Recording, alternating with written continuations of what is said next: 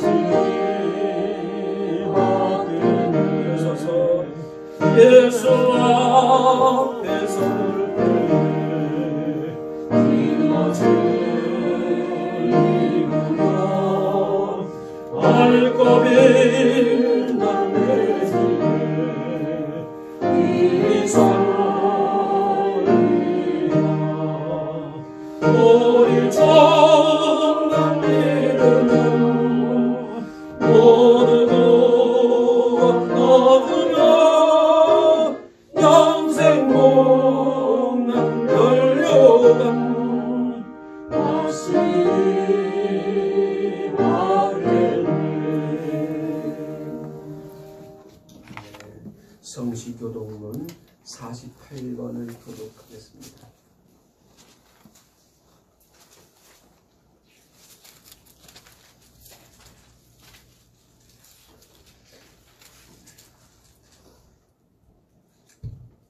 성시교동문 48번 시편 106편을 교독합니다. 여호와여 주의 백성에게 베푸시는 은혜로 나를 기억하시며 주의 구원으로 나를 돌보사. 내가 주의 택하신 자가 형통함을 보고 주의 나라의 기쁨을 나누어 가지게 하사 주의 일산을 살아가게 하소서. 우리가 우리의 조상들처럼 범죄하여 사악을 행하며 악을 지었나이다. 우리의 조상들이 애굽에 있을 때 주의 기이한 일들을 깨닫지 못하며 주의 크신 인자를 기억하지 아니하고 바다로 홍해에서 거역하였나이다. 그러나 여호와께서는 자기의 이름을 위하여 그들을 구원하셨으니 그의 큰 권능을 만연히 내게 알게 하려 하심이로다. 이에 홍해를 꾸리시니 곧 마르니 그들을 인도하여 바다 건너가기를 마치 광야를 지나감 같게 하사 그들을 그 미워하는 자의 손에서 구원하시며 그 원수의 손에서 구원하셨고 그들의 대적들은 물로 덮으심에 그들 중에서 하나도 살아남지 못하였도다. 이에 그들이 그의 말씀을 믿고 그를 찬양하는 노래를 불러도다. 아멘. 아멘. 우리들의 신앙을 고백하겠습니다. 나는 전능하신 아버지 하나님 천지의 창조주를 믿습니다. 나는 그의 유일하신 아들 우리 주 예수 그리스도를 믿습니다. 그는 성령으로 잉태되어 동정녀 마리아에게서 나시고 본디오 빌라도에게 고난을 받아 십자가에 못 박혀 죽으시고 장사된 지 사흘 만에 죽은 자 가운데서 다시 살아나셨으며 하늘에 오르시어 전능하신 아버지 하나님 우편에 앉아 계시다가 거기로부터 살아있는 자와 죽은 자를 심판하러 오십니다. 나는 성령을 믿으며 거룩한 공부회와 성도의 교제와 죄를 용서받는 것과 몸의 부활과 영생을 믿습니다. 아멘. 노란다시 바랍니다. 찬송 337장을 찬송합니다.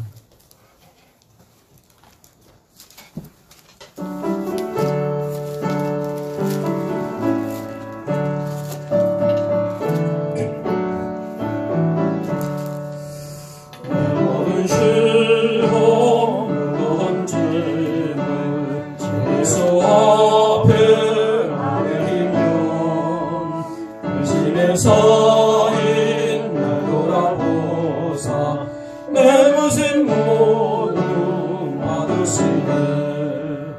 모든 일을 다 홀로 지고 견디다 못해 쓰러질 때 세상이 여겨 구원해 주니 원해 주님 오직 예수.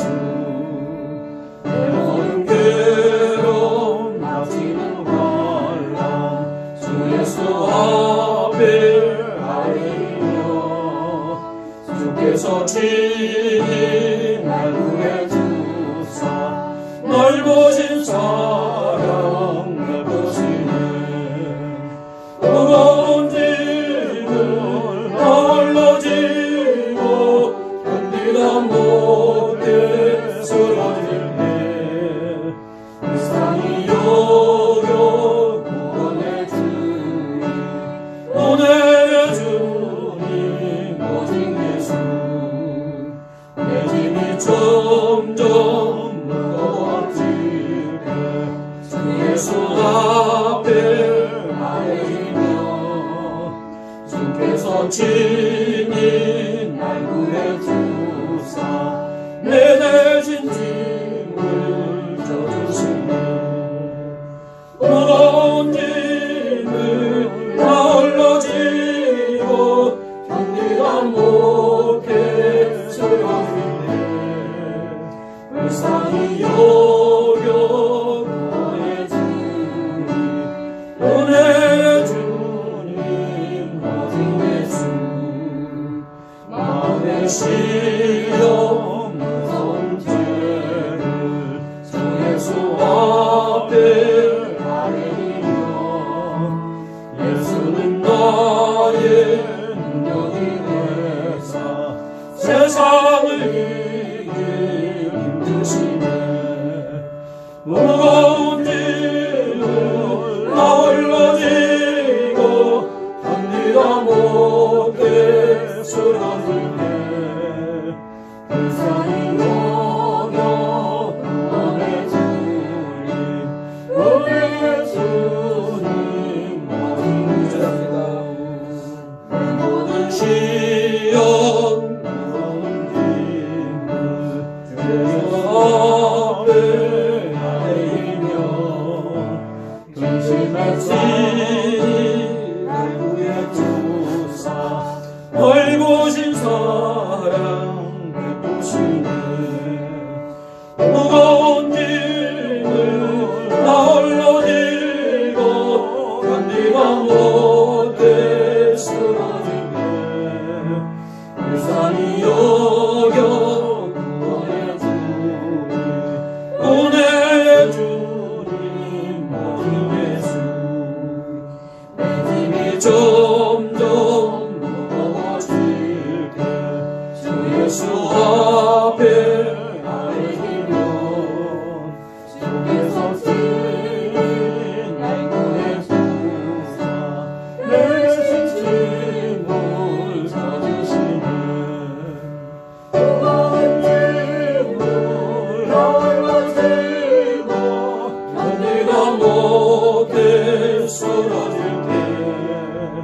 불쌍히 여겨 구원해 주님 오직 예수 마음의 시험 무서운 주 예수 앞에 예수는 나의 능력이 되사 세상을 이길 힘주시네 무거운 짐을 나 홀로 지고 견디다 못해 줄여줄게 불쌍히 여겨 구원해 주님 은혜의 주님 오직 아멘. 이 시간에 우리가 하나님 앞에 일주일을 돌이켜보시면서 침묵하며 기도합니다. 한 주간의 삶 가운데에 하나님 앞에 감사했던 것, 고백하고 싶은 것, 간구하고 싶은 것을 다시 정리하며 기도하겠습니다.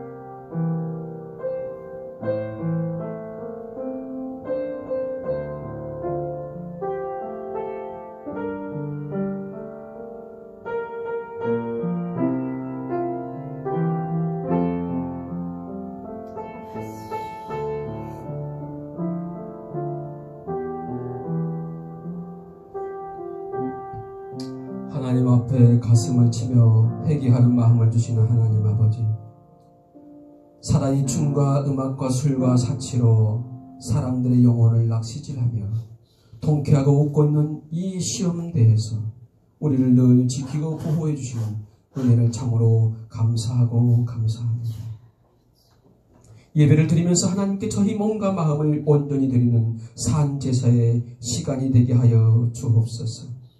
예배를 사모한다고 하면서도 하나님 만나는 시간을 꾸물거리면서 지내왔던 모습 주님 용서해 주옵소서. 하나님의 말씀이 선포되는 설교 시간에 마음에 빗장을 걸고 지루하게 여겼습니까? 찬송을 부를 때도 진실한 마음을 다해서 부르지 못했었습니까? 우리가 하나님 앞에 예배드리는 모든 절차에 습관적으로 임했습니까? 하나님, 이러한 모든 것들을 주님 앞에 고백합니다. 주님, 우리의 연약하고 부족한 부분들을 용서해 주옵소서. 앞으로는 예배 시간에 좀 더 일찍 도착해서 준비하며 예배를 맞이하겠습니다. 저희가 드리는 예배가 새 생명으로 거듭나고 삶이 치유되는 은혜의 시간이 되게 하여 주옵소서. 말씀 안에 산다고 하면서도 마음과 갈등이 있었습니다. 앞으로는 할 수 없다는 부정적인 생각을 버리고 긍정적인 믿음으로 바꾸며 살도록 하겠습니다. 하나님 아버지, 우리의 삶 속에 늘 함께해 주셔서 하나님의 임재가 늘 함께하는 시간 되기를 원합니다. 환경을 더 바라보고 믿음의 생활의 환경을 바라볼 때마다 늘 환경이 열악하다는 것을 보게 됩니다. 코로나 바이러스로 인해서 더욱더 우리가 믿음 생활에 하나님의 어려움을 겪고 있습니다. 비록 환경은 열악하지만 할 수 있다는 믿음 안에서 늘 극복하겠습니다. 기도가 승리할 수 있다는 확신을 가지고 아침과 저녁에 주님께 늘 간구하며 살겠습니다. 저희의 처지를 바꿔놓기 위해서 십자가에서 흘리신 예수 그리스도의 보혈의 피를 하나님이여 믿고 의지하며 하나님 믿음 가운데 승리하도록 도우시고 인도해 주옵소서. 하나님, 오늘 이 시간 함께 예비하며 경배해야 될 우리 믿음의 권속들이 있는데 여러 가지 이유, 몸도 아프고 또한 마음도 아프고 또한 여러 가지 하나님의 근심 걱정 때문에 오지 못한 친구들도 있습니다. 하나님, 늘 주님께서 붙잡아 주셔서 강건하게 주님 앞에 찾아올 수 있는 믿음으로 인도해 주옵소서. 주의 말씀을 듣는 시간도 복되게 해 주옵소서. 말씀을 전하는 자 듣는 자 은혜 되도록 성령께서 붙잡아 주시길 원합니다. 함께 하신 걸 감사하며 처음부터 마치는 시간까지 우리 주님 홀로 영광 받으시려 원할 때 우리 구주 예수 그리스도로 기도드립니다.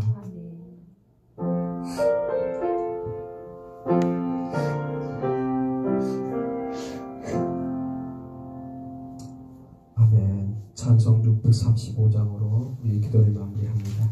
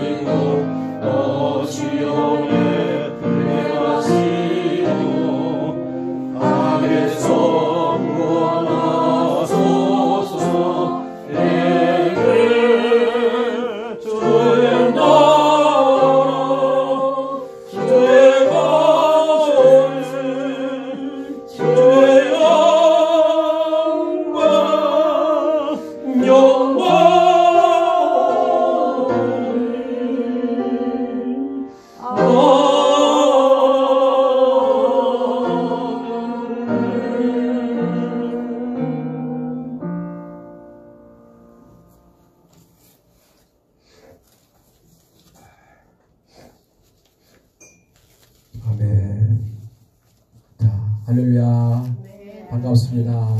우리 앞뒤 옆에 뒤에 있는 분들과 인사하겠습니다. 만나서 반갑습니다. 예수님을 축복합니다. 믿음으로 승리했어요. 한 가지 더 할까요? 관심이 부족해서 미안합니다. 관심이 부족해서 미안합니다. 자, 관심을 가지고 사시기 바랍니다. 하나, 여기도 안녕.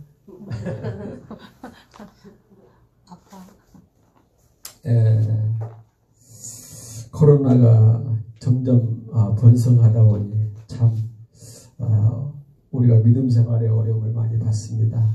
그런데도 불구하고 늘 거룩한 주일을 맞이해서 하나님 앞에 예배드리는 마음, 또 믿음으로 옮기신 발걸음이 주의 은혜 가운데 축복되기를 원합니다.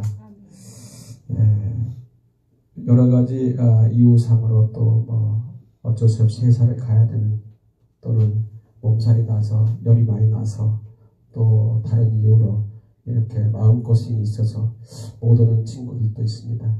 늘 함께 기도해 주시기를 바랍니다. 주의 은혜 가운데에 우리가 기도할 때에 그들의 믿음도 굳건하게 서서 주님을 기쁘게 하는 믿음이 될 줄 믿습니다. 이번 주 광고 사항에는 특별한 게 없습니다. 주보 광고 부분을 참고해 주시고 기도할 부분들 함께 기도해 주시면 감사하겠습니다. 우리 찬송 49장 찬송하시면서 하나님 앞에 드린 예물을 봉헌하겠습니다.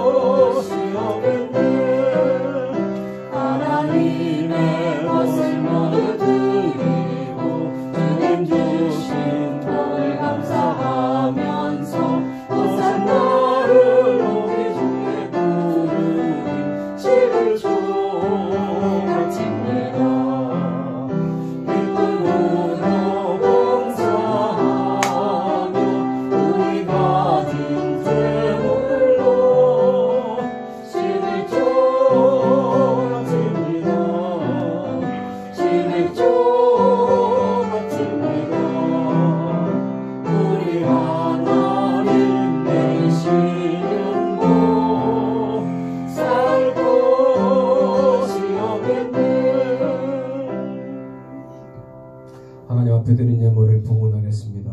기도합니다. 모든 은혜의 하나님 곧 그리스도 안에서 너희를 부르사 자기의 영원한 영광에 들어가게 하신 이가 잠깐 고난을 받은 너희를 친히 온전케 하시며 굳게 하시며 강하게 하시며 터를 경고케 하시리라. 비바람이 몰아칠 때도 우리의 피난처가 되어주시며 이경 중에도 큰 지키고 보호하심으로 성령의 역사로 인도하신 것에 감사하면서 하나님 앞에 믿음의 예물을 드리나이다. 아버지 하나님 주님 앞에 우리가 드려지는 믿음의 모습들을 헌명하여 주옵소서. 하나님께서 내게 주신 모든 것에서 10분의 1을 내가 반드시 하나님 앞에 드리겠나이다 라고 고백하면서 드려지는 11조 예물이 있습니다. 하나님 오늘 주님 앞에 11조 예물을 드리는 강남긴 이종은 집사님과 김성애 사모님의 손길 가운데에 믿음 가운데에 축복하셔서 아버지 그 믿음의 고백대로 아브라함과 같이 이삭과 같이 야곱과 같이 믿음의 대를 이어가며 주님께서 주시는 그 영광의 기업을 이어가도록 주여 도우시고 인도하여 주옵소서. 주님 그 고백대로 살아갈 때마다 주님의 사람으로 살아가면서 늘 승리하게 도와주시옵시고 많은 사람들에게 우리 주 예수 그리스도를 증거하며 살 수 있는 삶이 그 삶의 터전 가운데 지경 가운데 있게 하여 주옵소서. 범사에 주님을 인정하며 감사드립니다라고 감사의 애문을 드리는 김성애 사모님과 정경 집사님의 감사의 애문이 있습니다. 하나님 범사에 감사할 수 있는 믿음을 주셔서 감사합니다. 하나님의 범사에 감사할 수 있는 믿음으로 살도록 하셔서 감사합니다. 범사에 감사할 수 있는 환경과 여건으로 역사하시니 감사합니다라고 감사하는 두 분의 감사의 애물 가운데 함께 하셔서 하나님 늘 주의 은혜 가운데 함께 살아가는 삶의 고백이 있게 하시옵시고 주님이 나를 여기까지 인도하셨습니다 라고 이렇게 고백하면서 날마다 주님의 마음을 시원케 하며 기쁘게 하는 심령과 믿음이 되도록 인도하여 주옵소서. 그의 삶의 터전 속에서 주님 앞에 일상 속에서 구하고 간구할 때마다 구하고 간구하는 모든 것이 주님 앞에 기쁘게 받게 하여 주시옵시고 주님의 나라에서 하나님 준비된 풍성한 은혜들로 채워 주옵소서. 주님 일주일을 주님 앞에 의탁하고 의지하면서 주일 예물을 드리는 손길들이 있습니다. 아버지 하나님의 일주일의 믿음의 삶 속에서 승리토록 도와주시옵시고 그 믿음의 예물의 고백처럼 하나님이여 주를 기쁘게 하는 주님 앞에 늘 믿음으로 승리하는 신앙의 삶을 살게 주옵소서. 이 모든 예물 가운데 30배, 60배, 100배의 열매로 주께서 축복하시고 역사하시며 드리는 손길마다 만배의 은혜를 허락하시기 원할 때에 우리 구주 예수 그리스도의 이름으로 기도드리옵나이다. 아멘. 아멘. 이 시간은 말씀을 대하는 시간입니다. 오늘 대할 말씀은 신약성경 갈라디아서 6장 2절의 말씀입니다. 제가 가진 성경은 신약성경 309쪽입니다. 다 찾으셨죠? 우리 모두 다 일어나셔서 말씀을 대하겠습니다. 신약성경 갈라디아서 6장 2절 말씀 함께 대합니다.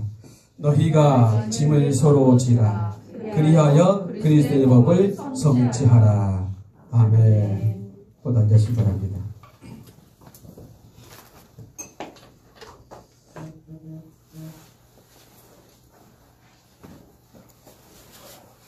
우리는 전주 말씀을 통해서 오늘 본 말씀을 대했던 말씀 가운데 있는 말씀의 넓은 부분을 보았습니다. 그러면서 신령한 사람, 신령한 믿음을 가진 사람은 어떻게 신앙생활을 해야 된다라는 사실을 우리가 말씀을 통해서 보았어요. 그리고 오늘 두 번째 말씀으로 이어서 두 번째 말씀으로 말씀의 제목을 그리스도의 법을 성취하라 라는 말씀으로 갈라디아서 6장 2절 말씀을 가지고 하나님의 말씀을 선포하겠습니다. 해바라기 그림으로 유명한 그림이 있습니다. 우리에게도 잘 알려졌죠. 저희 집에도 해바라기 그림이 커다란 그림이 저희 집에도 있습니다. 해바라기 그림으로 우리에게 잘 알려진 반 고흐의 작품 중에 그의 최초의 드로잉 작품인 광부의 아내를 닮은 짐을 나르는 사람들이라는 작품이 있습니다. 주보에도 실려 있죠. 지금 주보에도 보시면은 이 그림이 실려 있는 걸 보게 됩니다. 해바라기 그림과 또 광부의 아내들을 담은 짐을 나르는 사람들이다라는 작품, 1881년도에 그려진 작품입니다. 이 광부의 아내를 담은 짐을 나르는 사람들이라는 이 작품 속에는 이런 글귀가 삽입되어 있습니다. 너희가 짐을 서로 지라 그리하여 그리스도의 법을 성취하라 라는 성경 구절이 삽입되어 있습니다. 2020년 9월에 출간된 고흐의 삶과 예수를 조명한 책이 있습니다. 빈센트가 사랑한 책이다 라는 제목인데 그 책의 제목에는 이 제목처럼 고흐의 그리스도에 대한 열정을 닮은 많은 부분이 기록되고 있습니다.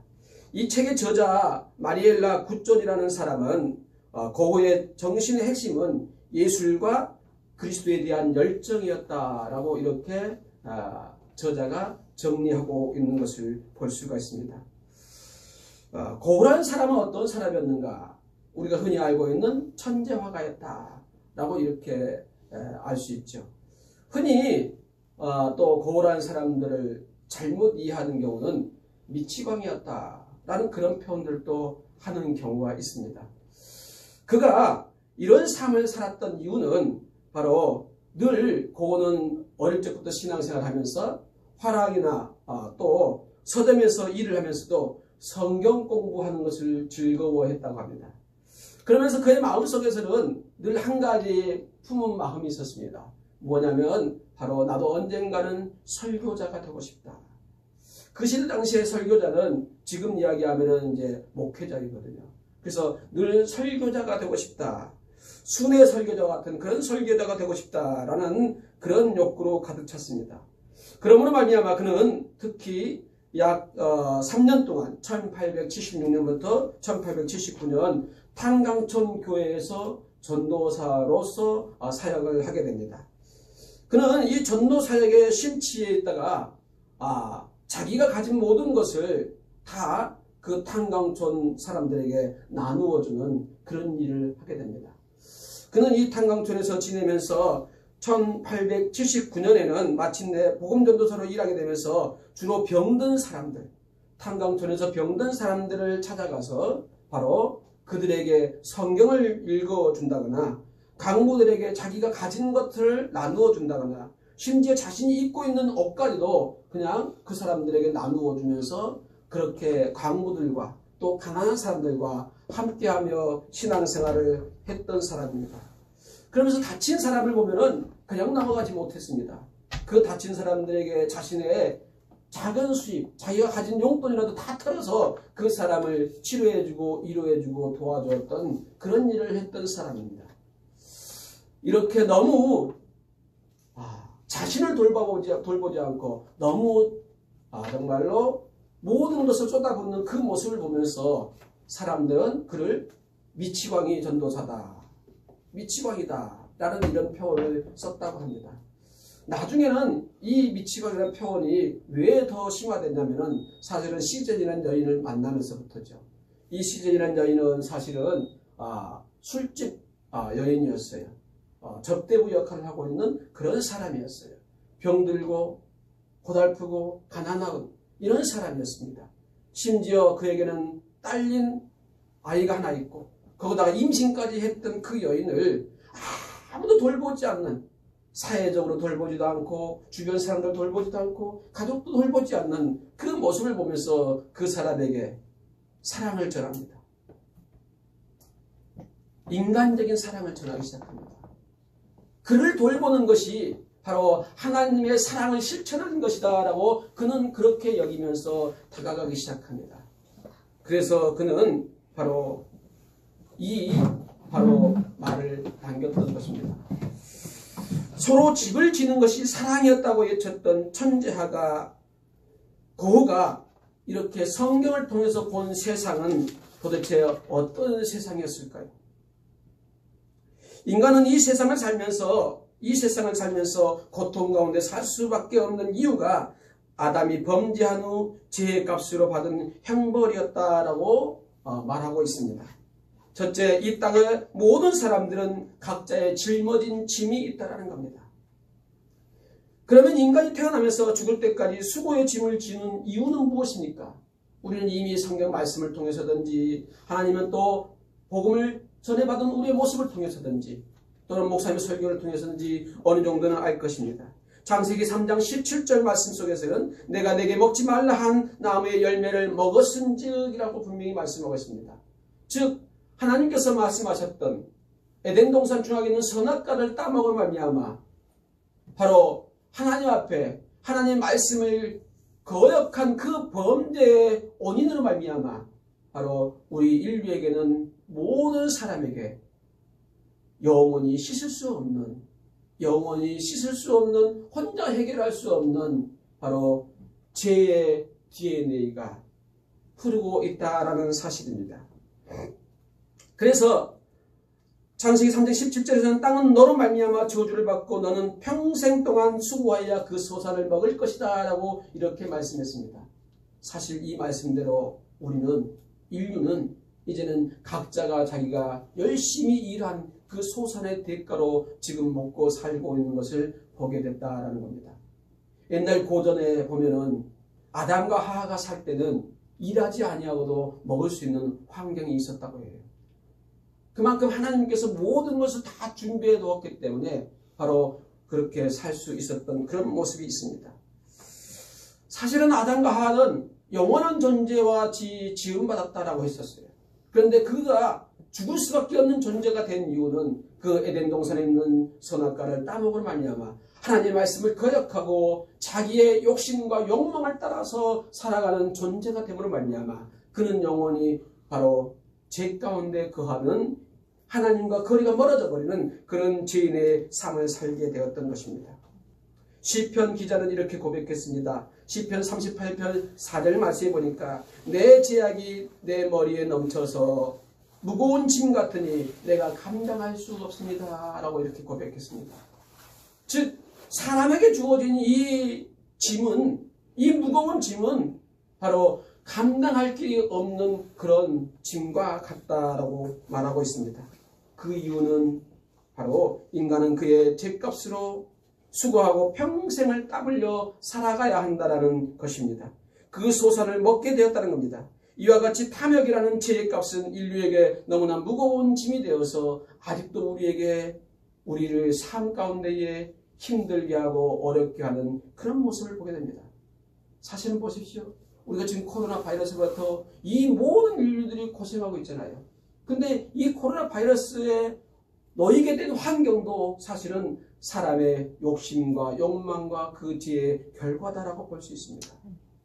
지금은 요즘에 이제 먹이 사슬들로 인해서 많이 고민하죠. 바다에 사람들이 너무 아무 생각 없이 폐기물들을 너무 버립니다. 그랬더니 그것이 이제는 다 그냥 다시 사람에게 먹이 사슬로 돌아오는 걸 볼 수 있습니다. 미세 플라스틱이라는 것이 있습니다.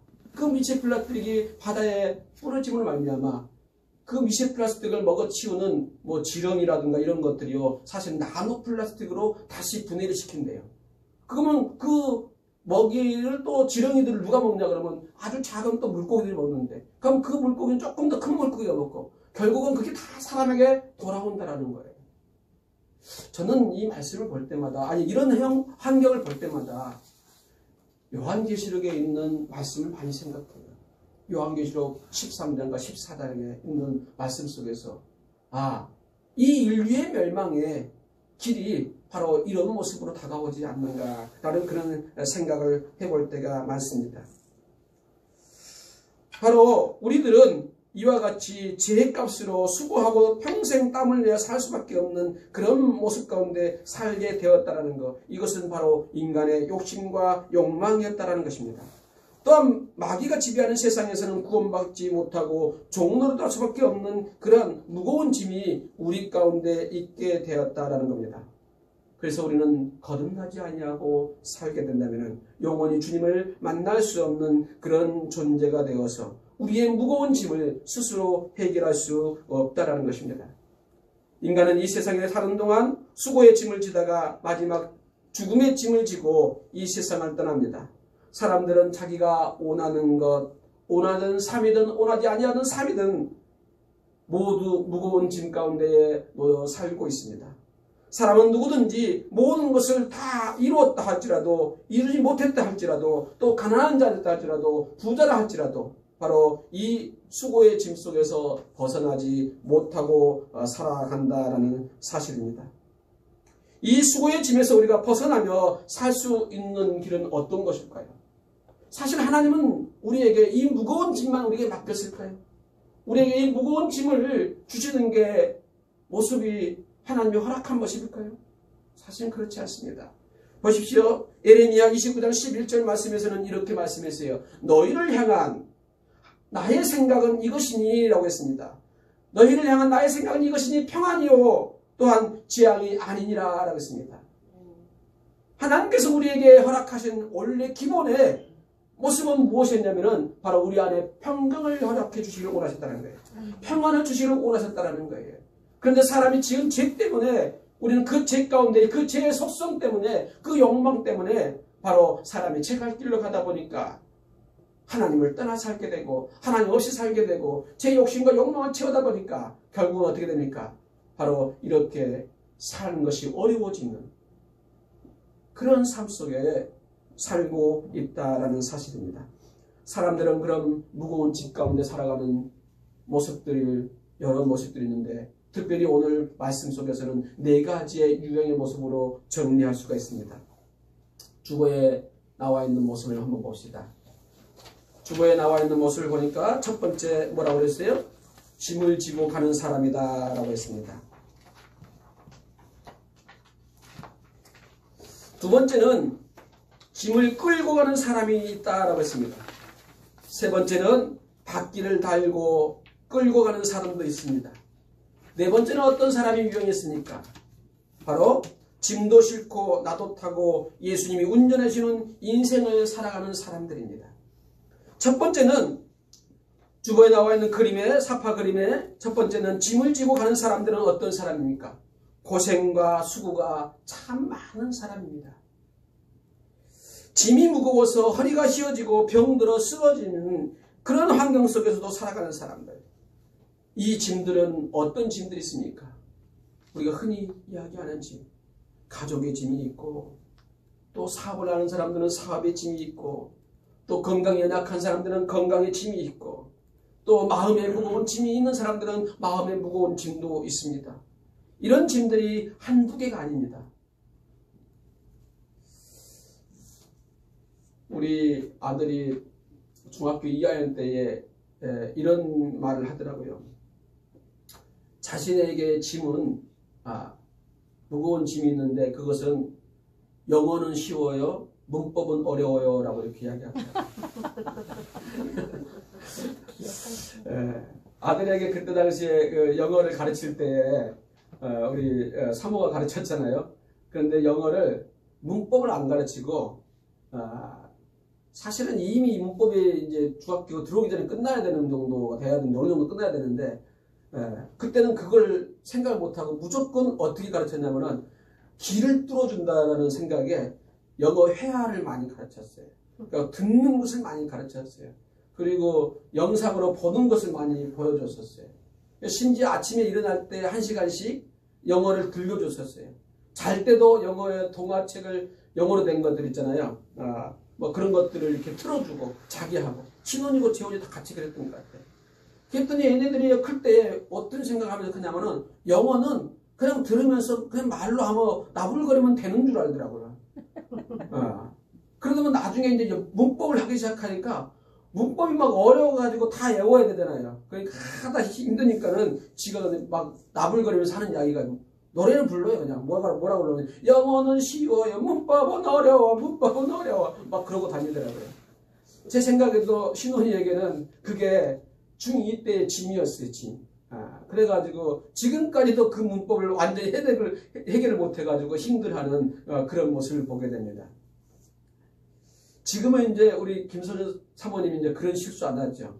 왜냐면 그때 당시에는 우리 아이들 위주로 가르치다 보니까 어떻게 됐어요? 조금 더 쉬운 방법을 택해서 가르쳐야 되겠다라는 생각을 했어요. 근데 지금은 안 그래요. 미리 준비해요.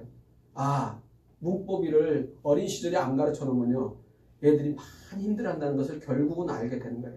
그래서 지금 아예 초등학교 때부터 가르쳐 버려요. 그래가지고 이제 잘하는 케이스에 들어가는 애들은 뭐 중학교 과정만 거쳐도 거의 수능을 거의 다 맞아갈 수 있는 그런 환경까지 이제 만드는 것을 보게 되었습니다. 바로 모든 사람에게는 이렇게 짐이 있다라는 겁니다. 저에게도 짐이 있어요. 저에게도 마음의 짐이 있어요. 무슨 마음의 짐이 있냐? 요즘에는요, 무슨 마음의 짐이 있냐면요, 저의 아들을 놓고 볼 때마다 늘 마음의 짐이 있어요. 저희 아들을 볼 때마다 이 대학을 건축학과를 보냈더니 그게 짐인 거예요. 이 건축학과라는 게 굉장히 쉬운 게 아니더라고요. 너무너무 어려운 학과더라고 보니까. 무엇으로 어렵냐? 레포트 감당하는 게 어려워요. 숙지하는 게 감당하는 게 어려워요. 자기들이 정말로 아들이 원래 좋아했던 건 뭐냐면 이제 그림 그리는 거였거든요. 그래 그림을 한 3년 그리다가 지가 원하는 학교를 못 가고 결국은 이제 건축학과로 방향을 돌렸거든요. 건축 디자인 쪽, 미술인데 건축 디자인 쪽을 해보고 싶어서 갔어요. 근데 지금 해보니까 쉬운 게 아닌 거예요. 뭐 너무너무 많은 그냥 그 공부를 하기 위해서는 뭐 캐드와 또는 여러 가지 뭐 그 건축 관련 또는 디자인에 관련된 기본 프로그램만 10개 이상을 다뤄야 되더라고요. 그럼 생뚱맞게 가가지고 그걸 뭐 해본 일도 없었는데 하면서 하려고 되겠어요.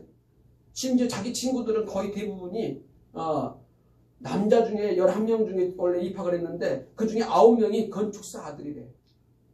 건축사 아들만 오는 곳이어야 되는 건데 알고 보니까 자기가 가가지고 너무너무 고달프고 힘든 거예요. 한 번은 저한테 그러더라고요. 얼마나 힘들었으면 나한테 하느냐. 얘가. 아빠는 왜 건축사가 아니었어? 그러더라고요. 다른 친구는 다 건축사, 아버지가 건축사여가지고 쉽게 일을 공부를 하고 마치는 것 같은데 아빠는 왜 건축사가 아니었냐고 나한테 그러더라고요. 제가 그래서 그랬어요. 그러면 네가 신학을 가든지. 너 신학을 했었으면 아빠 친구도 교수도 있고 아빠 친구들도 많이 있고 내가 가진 자료만 해도 많은 자료 너한테 그냥 다 줄 수 있고 내가 봤던 책만 해도 나한테 다 줄 수 있고 그러는데 네가 선택한 길이잖아. 제가 그랬던 기억이 납니다. 그런데 지금도 가끔가다 이야기합니다. 너 좀 힘들면 그만둬라. 그것이 너에게 정말로 짐이 되고 어렵고 힘들다면 그만둬라. 라고 이렇게 이야기합니다. 그리고 지금이라도 빨리 방향을 바꾸라고 이야기합니다. 괜찮다. 뭐 방향 바꾸는 아무 문제 없다. 괜찮다. 라고 하면서 바꾸라고 이야기해요. 그랬더니 하는 이야기가 내가 뭘 또 다른 걸 잘할 수 있겠어요. 난 그냥 이거 계속 할래요.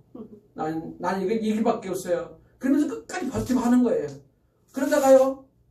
또 그냥 그 숙제에 감당 못하는 레포트에 지가 감당 못하고 나면 또 그냥 와갖고요. 그냥 또 계속해서 막 그냥 혼자서 힘들다고 난리를 치는 거예요. 그래서 오늘 또 원래는 찬양을 지가 준비하기로 했는데 어제 밤에 또 뭐 하다가 밤샜나 봐. 그러니까 뭐가 안 되니까 지금 이만큼 스트레스 쌓여가 있어요. 그래서 해결이 안 되니까는 그냥 찬양도 못 부르는 거예요. 지금. 마음에 준비가 안 돼가지고. 저에게는 이게 가장 큰 짐이기도 합니다. 이렇게 모든 사람에게는 각자의 짐이 있다는 것입니다. 이 각자의 짐을 그러면 어떻게 우리는 해결할 수 있을까요? 짐을 지고 가는 사람, 정말 이 짐을 지고 가는 사람은 늘 마음의 여유가 없고 고생스럽고 힘이 듭니다. 그래서 시편 기자는 시편 38편 4절 말씀에서 내 제약이 내 머리에 넘쳐서 무거운 짐 같으니 내가 감당할 수 없습니다 라고 이렇게 고백까지 했던 것을 볼 수 있습니다. 출애굽기 6장 6절 말씀에서는 이렇게 말씀했어요. 내가 애굽 사람의 무거운 짐 밑에서 너희를 빼내며 그들의 노역에서 너희를 건지며 편팔과 여러 큰 심판들로서 너희를 속량할 것이다 라고 했습니다. 즉 하나님께서는 짐 아래 노예처럼 살아가는 그 인생의 삶을 원하지 아니하시고 그곳에서 구원시키소 그곳에서 구출시켜 주는 것을 하나님은 계획하고 계신다라는 사실입니다. 바로 우리들의 인생과 모습 속에서도 하나님이 계획하신 그 계획 가운데에 있기를 소원합니다. 요한일서 5장 3절에서는 또한 이런 짐도 있다겠습니다. 하나님을 사랑하는 것은 이것이니 우리가 그 계명들을 지키는 것이라. 그의 계명들은 무거운 것이 아니로다 라고 했습니다. 다시 말해서 우리가 하나님을 사랑하는 방법이 하나님께서 말씀하셨던 그 계명을 지키는 것이 하나님을 사랑하는 건데 우리는 그 계명을 무엇으로 지키다가 바로 내 욕심과 내 열정으로 지키다가 지치고 힘들어서 나가 떨어지는 경우가 참 많다라는 거예요. 바로 거듭나지 아니하고 사랑 없이 계명을 지키려다 보면 우리는 그 짐의 무게에 눌려가지고 신앙생활을 제대로 하지 못하는 그런 경우도 참 많이 보게 됩니다.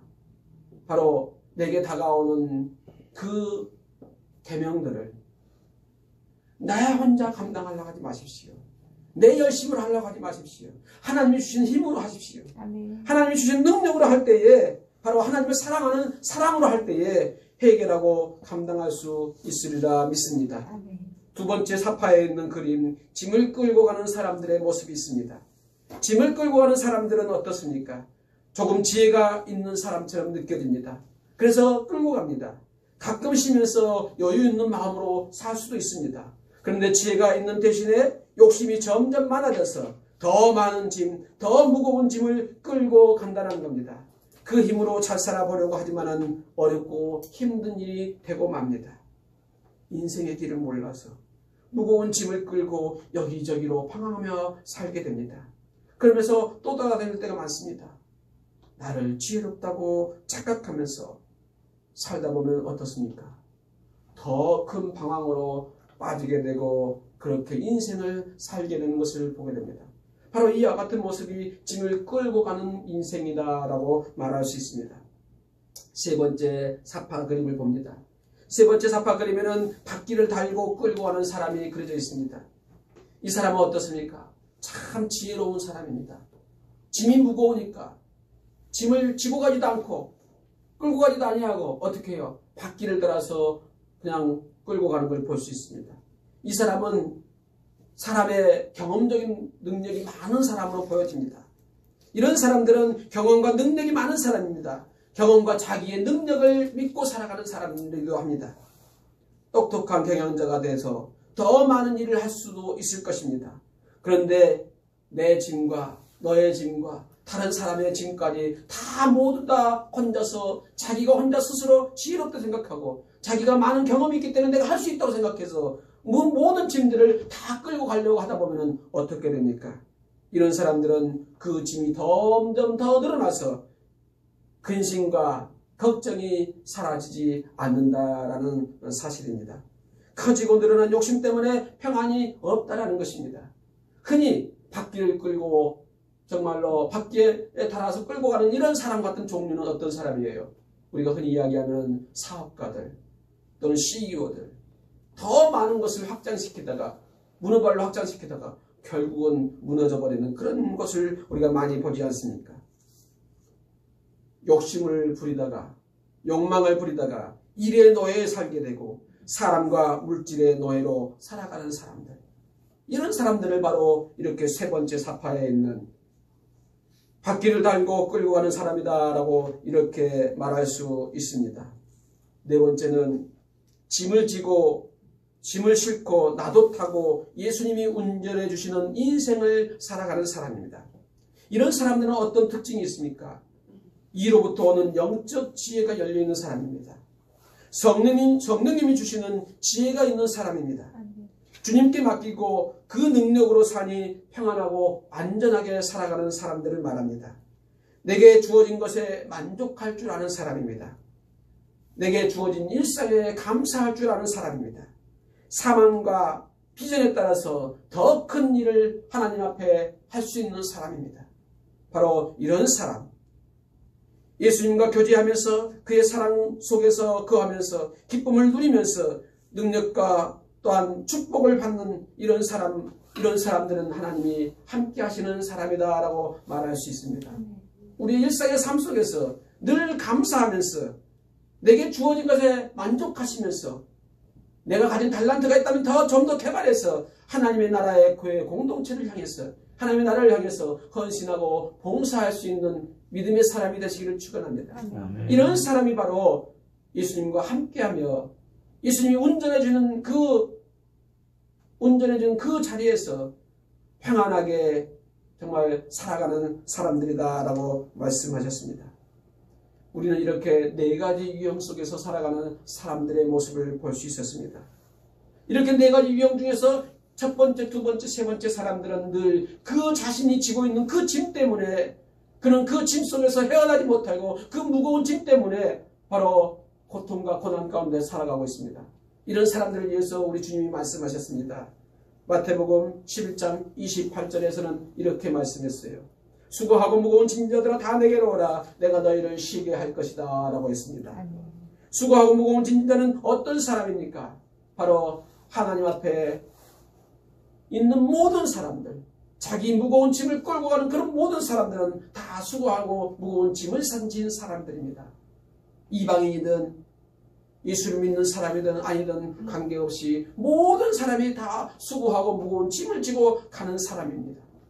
바로 수고와 무거운 짐을 지고 가는 모든 사람에게는 하나님 앞에 올 자격이 있다는 겁니다. 누구든지 하나님 앞에 저 여기 왔어요 라고 고백하고 나온다면 주님께서는 반드시 우리를 기쁘게 받아주실 것입니다. 주님 앞에 용기 있게 나올 수 있는 그런 심령이 되어야 될 줄 믿습니다. 아멘. 바로 이렇게 예수님의 초청에 응하는 사람, 그 사람은 힘을 얻을 자격이 있습니다.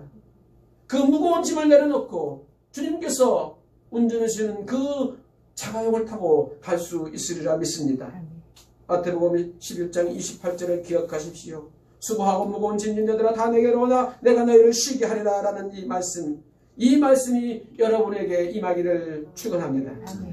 예수님의 초청은 더럽고 죄 많은 인간이 할지라도 다 받아준다는 겁니다. 죄 지은 인간이 어디에 갈 곳이 없을 때에 주님은 바로 받아주셨다는 사실입니다. 많은 사람이 예수님이 아닌 다른 곳에서 쉼을 찾으려고 하고 지혜를 찾으려고 하고 또한 무거운 짐을 내려놓으려고 해봅니다. 그러나 그 어디에도 그 무거운 짐을 받아줄 사람은 없다는 겁니다. 무거운 짐을 받아줄 분은 없습니다. 바로 여러분 우리 주 예수 그리스도 앞에 여러분의 무거운 짐을 맡기는 은혜가 있기를 소원합니다. 우리 모두 예수님의 초청에 용감하게 임합시다. 그리고 담대히 우리의 짐을 그분께 맡깁시다. 예수님은 그 단 한순간도 우리를 잊으신 적이 없으시고 우리가 그 고백하는 그 순간 여러분 가운데 함께 하실 줄 믿습니다. 내 개인의 짐을, 내 가정의 짐을, 나라와 민족의 짐들을, 그리고 우리가 늘 일상에서 지고 가고 느끼는 수많은 그러한 고민과 짐들을 주님 앞에 맡기는 은혜가 있기를 소원합니다. 예수님은 지금도 우리에게 말씀하고 계십니다. 수고하고 무거운 짐진 자들아, 수고하고 무거운 아들들아, 수고하고 무거운 짐을 진 딸들아, 아니 수고하고 무거운 짐을 진 모든 자녀들아 다 내게로 오라 라고 이렇게 지금 말씀하고 있습니다. 그 음성을 듣기를 소원합니다. 저에게도 이렇게 수고하고 무거운 짐이 지고 혼자 힘들어했던 적이 있습니다. 지금 돌이켜보면은 몇 번의 그런 일들이 있었지만은 교회를 건축한 그 시점이 참 힘들었던 것 같고 그 다음 교회 중상층을 철거하면서 그 철거를 하기 위해서 공간을 준비하다 보니까 올 여름에 했잖아요. 그래서 올 여름에 이 유아실을 확장하는데 누가 해주는 사람이 있습니까? 결국은 내가 저지른 거니까 내가 해야 되잖아요. 그렇죠? 그러다 보니까요, 이거를 그냥 나 혼자 하다 보니까요, 막 지치고 힘들더라고요.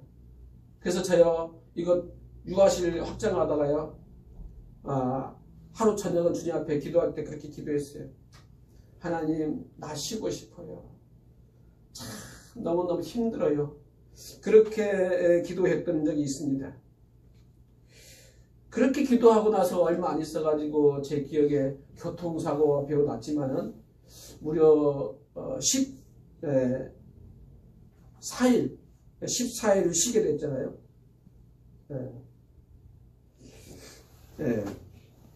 교통사고로 쉬게 되었지만은 무려 14일이라는 시간을 병원에서 잘 쉬었습니다. 하나님의 기도의 응답인지 모릅니다. 그 가운데에 저에게 또한 제가 알지 못했던 또 무거운 짐이 될 수 있었던 심근경색도 시술하게 된 것도 하나님의 이루어의 또 은혜가 아니었나라는 그런 생각을 해봅니다. 아멘. 우리에게는 이와 같이 모든 사람에게 각자의 짐이 있습니다. 내가 신앙생활을 좀 더 열심히 해보려고 하는데, 내가 신앙생활을 좀 더 정말로 하나님 앞에 진실하고 성실하게 해보고 싶은데, 나를 괴롭히고 있는 내 남편이 있을 수도 있고, 내 부인이 있을 수도 있고, 내 자녀가 있을 수도 있고, 나를 힘들게 하는, 물질적으로 힘들게 하는 그런 환경이 있을 수도 있고, 내 직장에서 만나는 사람일 수도 있고. 요즘 어떻습니까? 교회 나가는 게 얼마나 눈치 보이는 세상이에요. 직장생활하는 사람들이 요즘 눈치 많이 보인대요. 당신 교회 갔다 왔냐고 그러면요, 아예 그 다음부터는 오지 마라 그런대요. 제가 우리 지방에 있는 아는 목사님, 화성교 목사님 그 이야기를 하시더라고요. 자기 교회 권사님 한 분이 계시대요. 근데 그 권사님이 교회를 열심히 잘 나오신대.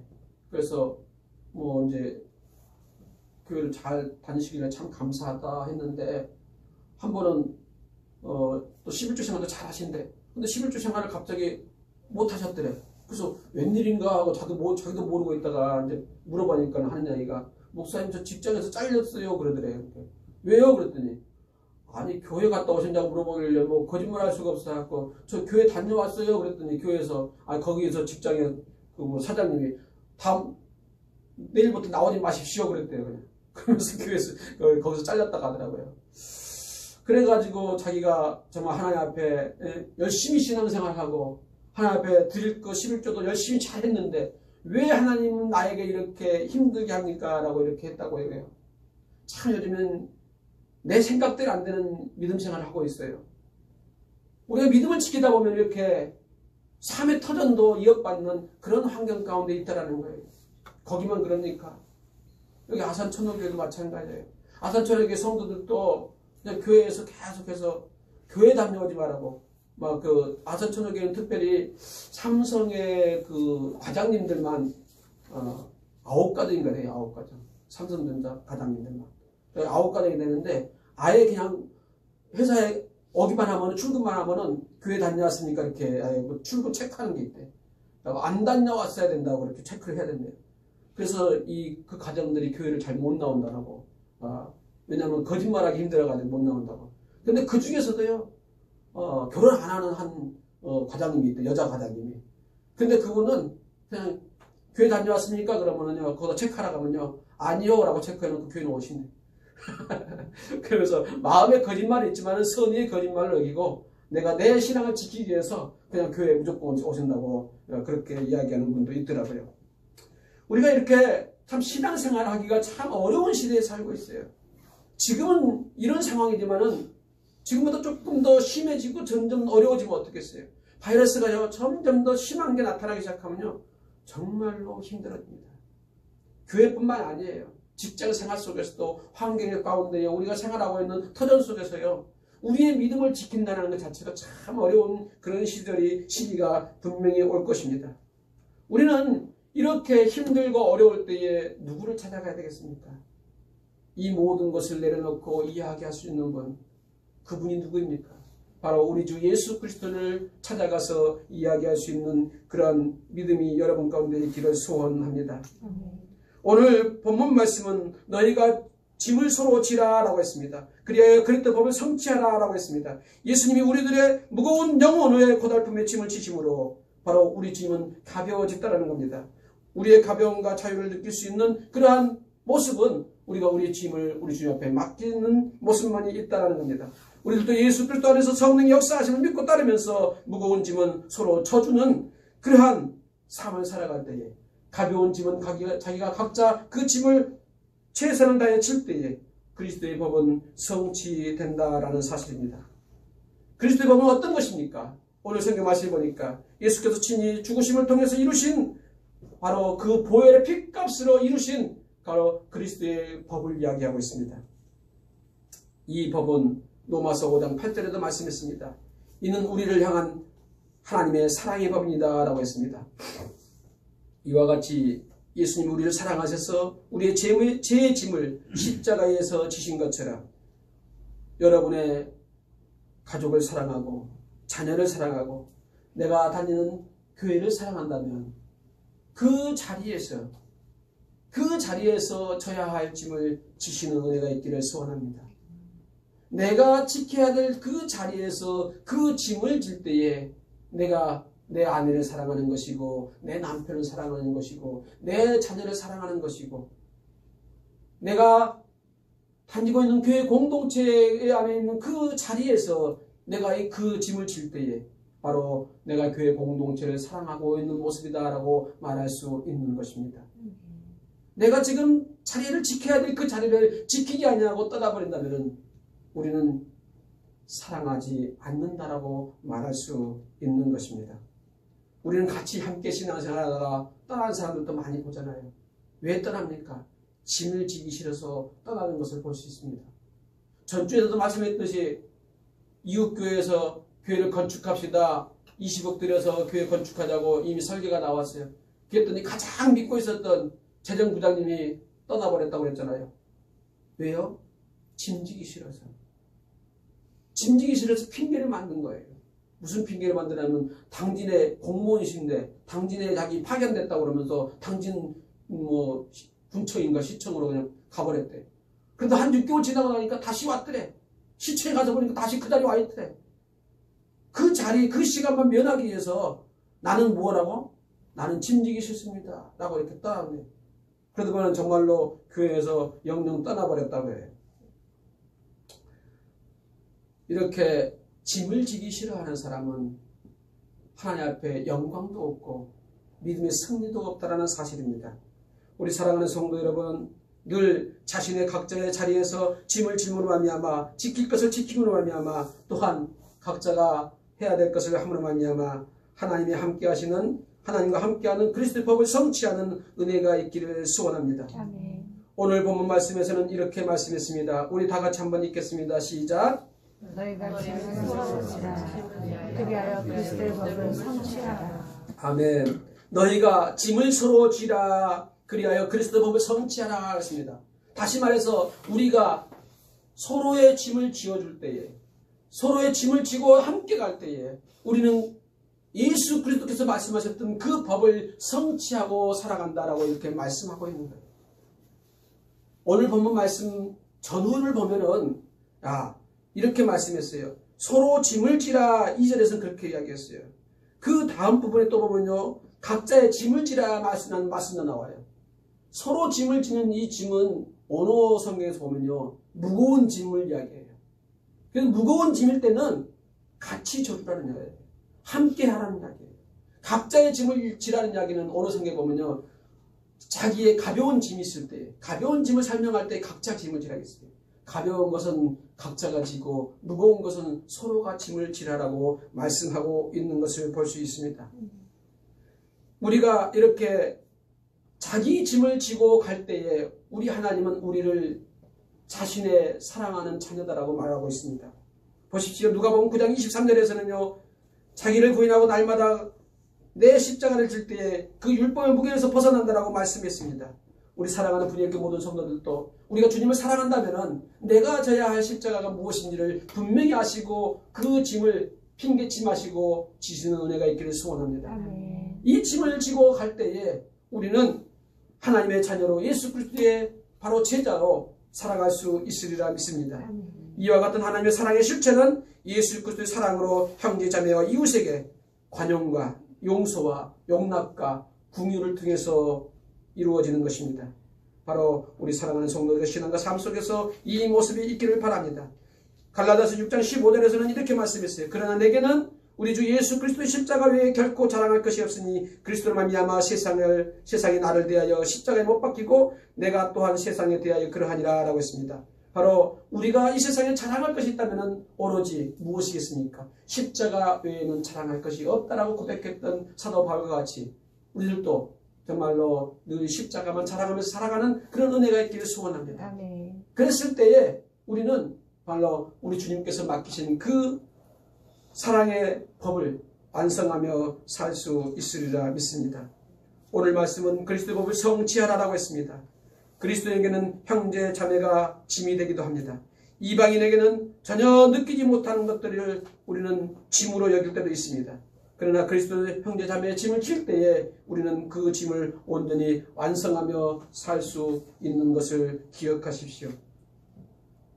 하나님께서는 우리에게 이렇게 각자의 짐을 지고 살아가는 삶을 통해서 그리스도의 법을 성취하라고 말씀하셨던 이 말씀을 우리가 기억한다면 우리는 주의 은혜 안에서 믿음 가운데 늘 승리하고 살 수 있으리라 믿습니다. 성경은 그리스도의 삶이라는 것은 이런 것이다 라고 말씀하고 있습니다. 바로 마태복음 16장 24절부터 26절에 말씀하시는 것처럼 자기의 그 십자가를 지고 따를 때에 우리가 예수 그리스도 안에서 그리스도의 삶으로 살아갈 수 있다라고 이렇게 말씀하고 있는 것을 봅니다. 우리는 오늘 첫 번째 말씀 속에서 고흐에 대한 이야기를 들었습니다. 이 고흐는 어떤 사람이었습니까? 천재학가 빈센트 고흐는 그리스도의 법을 성취하는 방법은, 그리스도의 법을 성취하는 비결은 바로 서로 각자의 짐을 지는 것이다라고 그렇게 성경 말씀에서 배웠고 그 말씀대로 실천했다라는 사실입니다. 우리가 흔히 알고 있는 미치광이가 아니라 그는 온 힘을 다해서 자기의 모든 것을 다해서 자기의 가진 모든 것을 다 베풀면서 서로 나누어주고 짐을 지는 것이 진짜 그리스도의 법을 성취하는 것이다라고 이렇게 보았다라는 것입니다. 그래서 그는 자신의 첫 번째 드로잉 작품이었던 짐을 나르는 사람들이라는 그 그림을 그려놓고 거기에다가 오늘 성경 본문 말씀을 삽입했던 것을 볼 수가 있습니다. 마지막으로 디트리 본헤퍼라는 사람이 있습니다. 그의 저서 중에 신도의 공동생활이라는 책이 있습니다. 그 신도의 공동생활이라는 책에는 이렇게 기록되어 있습니다. 그리스도인의 삶은 한 사람이 다른 사람의 짐을 체험하게 되는 십자가 공동체입니다. 다른 사람의 짐을 체험하지 못한다면 그리스도인의 공동체라고 말할 수 없습니다. 라고 이렇게 기록되어 있습니다. 사랑하는 우리 분이교회 모든 성도들은 바로 그리스도의 교회 공동체의 짐을 져보는 그런 은혜가 있기를 소원합니다. 아멘. 기도합니다. 하나님 아버지 감사합니다. 오늘 말씀 속에서 그리스도의 법을 성취하는 것이 무엇인지를 알게 되었습니다. 우리가 서로 짐을 질 때에 우리가 각자의 짐을 지고 갈 때에 또한 예수 그리스도 안에서 자기를 부인하고 자기가 져야 할 십자가의 짐을 지고 갈 때에 그때에 우리는 정말 하나님께서 우리에게 말씀하셨던 그리스도의 법을 성취하는 것을 알게 되었습니다. 이제 우리 안에 이러한 법을 성취하며 살아갈 수 있도록 주여 도우시고 인도하여 주옵소서. 아멘. 내 짐이 무거워서 힘들 때는 용감하게 주님 앞에 모든 짐을 맡기는 그러한 지혜도 그러한 성령의 은혜도 허락해 주옵소서. 아멘. 우리 구주 예수 그리스도 이름으로 감사하며 기도드립니다. 아멘. 아멘. 찬송 384장을 찬송합니다.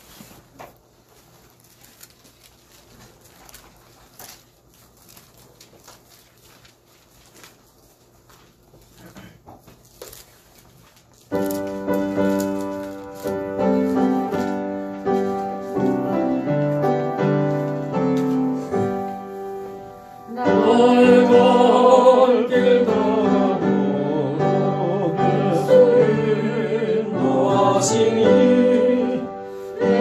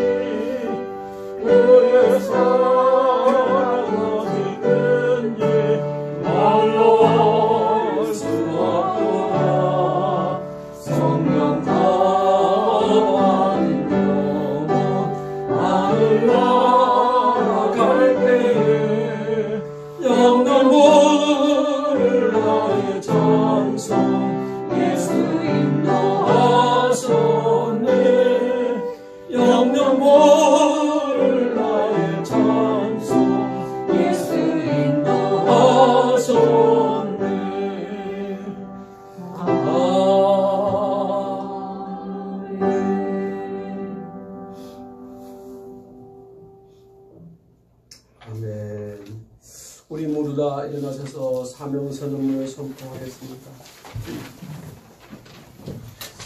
우리 모두 다 같이 한 목소리로 사명선언문을 선포합니다.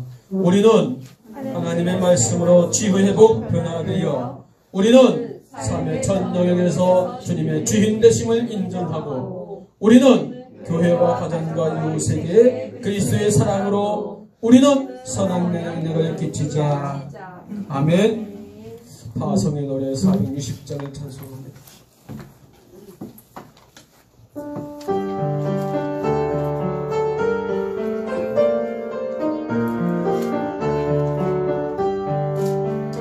끝없이 흐르는 그 복종하리요 운명에 맡겨서 그 생각하리요 우리의 믿음 치소서 목소리 날르치 주뜻지로 지나 외치며 사랑이 약한 자를 주시고 강한 자에게 주 앉아 존경하며 주님의 뜻이로 배 아래 빠지는 주가 계셔서 그 발로 막아 주시어 정리가 사랑이